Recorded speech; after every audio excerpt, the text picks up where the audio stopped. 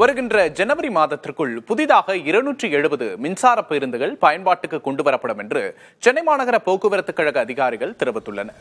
சென்னையில் பல்வேறு கட்டங்களாக 697 கோடி ரூபாயில் 625 மின்சார பேருந்துகள் இயக்கப்பட உள்ளன.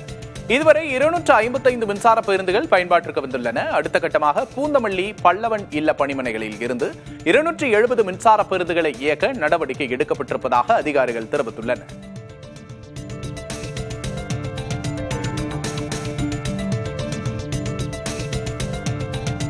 ரயில்வேயில் அனைத்து வழித்தடங்களிலும் 2035ஆம் ஆண்டுக்குள் கவச் தொழில்நுட்பத்தை செயல்படுத்த இலக்கு நிர்ணயிக்கப்பட்டிருப்பதாக ரயில்வே அதிகாரிகள் தெரிவித்துள்ளனர்.